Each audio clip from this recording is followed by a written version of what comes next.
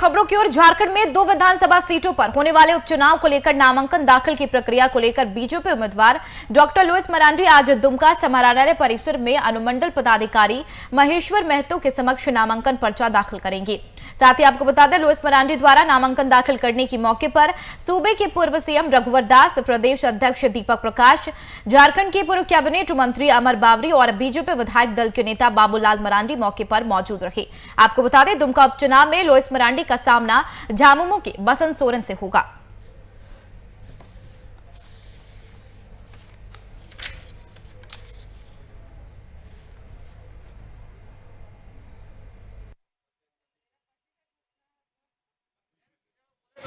एक बार बोले और 2 सेकंड में वापस ले लिए ना, और लेकिन वो वायरल हो गया। जाहिर सी बात है, राजनीतिक दल है तो कोई कैंडिडेट होता है तो कल झारखंड मुक्ति मोर्चा का उम्मीदवार भी नॉमिनेशन करेंगे।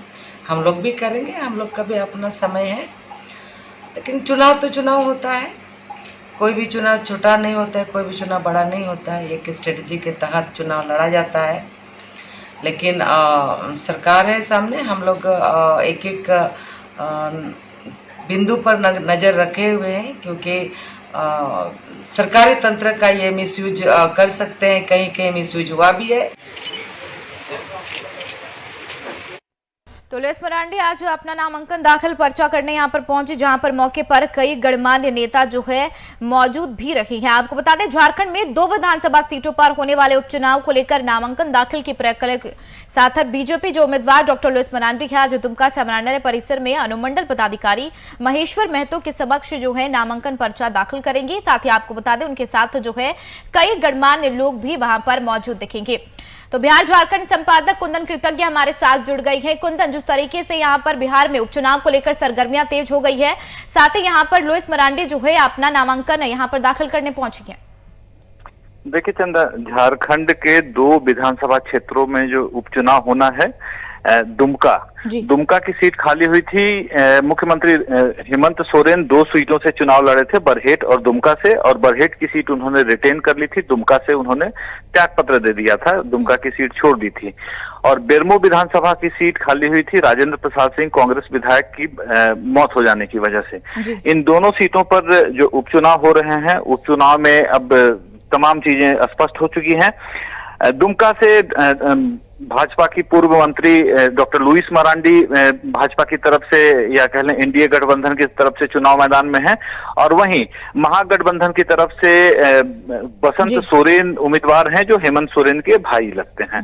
और यह परंपरागत रूप से जेएमएम की सीट रही है। और जेएमएम यहाँ से अगर बात कर लें कि 2014 में जो चुनाव हुए थे उसमें डॉक्टर लुइस मरांडी जीत कर आई थी, और रघुवर दास सरकार में वो झारखंड की शिक्षा मंत्री बनी थी।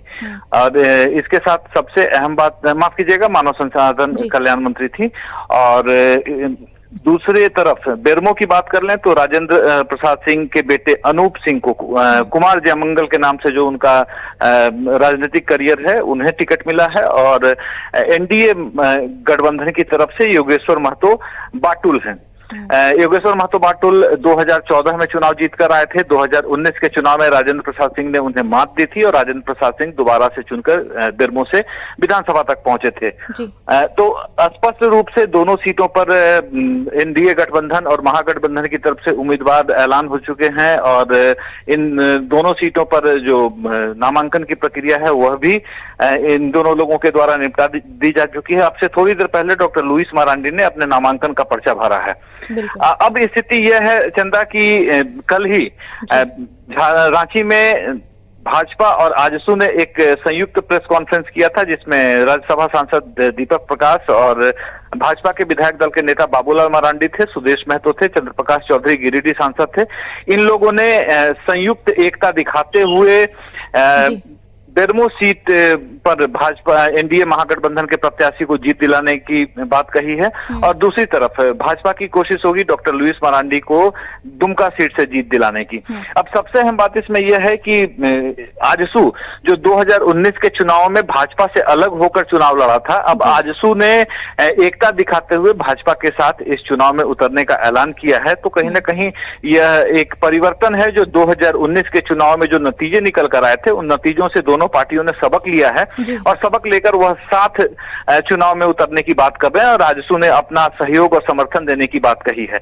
जिस तरीके से बेरमो विधानसभा सीट की बात कर ले तो बेरमो विधानसभा सीट में जो जातिगत राजनीति है उसमें आजसू एक बहुत ही प्रभावित करने वाली भूमिका में है, क्योंकि जो कास्ट फैक्टर्स हैं उस कास्ट फैक्टर में और खास करके आजसू की जो फॉलोइंग है और जिस तरीके से आजसू का अपना वोट बैंक है वह वोट बैंक काफी प्रभावित कर सकती है। तो बेरमो का सीट भी काफी इंटरेस्टिंग होगा। और साथ ही साथ अगर दुमका की बात कर लें तो दुमका में भी महागठबंधन की प्रतिष्ठा दांव पर लगी है, बसंत सोरेन उम्मीदवार हैं और सबसे अहम बात है कि पिछले 9 महीनों में हेमंत सोरेन की सरकार आने के बाद जो स्थिति बन पड़ी है उस में अब 2 मुद्दों पर सरकार काफी पीछे हाशिए पर रही है। पहली बात तो कि सरकार हम हेमंत सोरेन की बनने के बाद से ही पैसों को लेकर कमी कहती रही है, क्योंकि केंद्र सरकार से जीएसटी के पैसे नहीं आए हैं। 33,000 करोड़ रुपए की बात हुई थी जिसमें 318 करोड़ रुपए ही केंद्र के द्वारा अभी तक सरकार को दिए गए हैं। तो सरकार एक तरफ जहां पैसों की तंगी से झेल रही थी, वहीं कोविड-19 के बाद जो अभी तक 24 मार्च से जो संपूर्ण देश लॉकडाउन में गया था और अब अनलॉक की प्रक्रिया धीरे धीरे शुरू हो रही है, इसको लेकर भी राज्य में विकास काम जो है वो बिल्कुल बुरी तरीके से प्रभावित हुए थे। तो अब हेमंत सोरेन को यह साबित करना है कि जनता आज भी उनके साथ है। जो स्थिति 2019 के चुनाव में रही है, विधानसभा चुनाव में, वो उस स्थिति में आज भी महागठबंधन है और वहां से जीत सुनिश्चित करना यह कांग्रेस और खास करके जेएमएम के लिए भी काफी महत्वपूर्ण रही है। और जिस तरीके से दुमका की अगर हम बात कर ले तो दुमका संथाल की राजधानी मानी जाती है और झारखंड की उप राजधानी समझी जाती है। ऐसे में दुमका और संथाल में यह जेएमएम के परंपरागत वोटर भी रहे हैं, जो कि जेएमएम के संस्थापक दिसोम गुरु शिबू सोरेन की वहां पर तूती बोलती है। लेकिन धीरे धीरे भाजपा ने भी इस पूरे इलाके में पैठ बनाने की कोशिश की है और खास करके 2014 और 2019 के चुनाव की बात कर लें, उसके बाद वहां जो लोकसभा चुनाव हुए थे वहां से भी भाजपा को अच्छी सफलता मिल पाई थी। इन परिस्थितियों में अगर बात कर लें तो दोनों जगहों पर बेरमो और दुमका में दोनों गठबंधनों की, वो चाहे महागठबंधन की बात कर लें या एनडीए गठबंधन की बात कर लें, दोनों गठबंधनों की प्रतिष्ठा दोनों सीट पर लगी हुई है और दोनों तरफ से वो आप कह सकते हैं कि पूरा प्रयास किया जाएगा इन सीटों पर कब्जा करने के लिए। चंदा, बिल्कुल, काफी महत्वपूर्ण बात आपने बताया। साथ ही आपको बता दें कि दुमका उपचुनाव में लुइस मरांडी का सामना झामुमो के बसंत सोरेन से होगा, जो कि काफी दिलचस्प माना जा रहा है। बहुत शुक्रिया कुंदन जी आपका।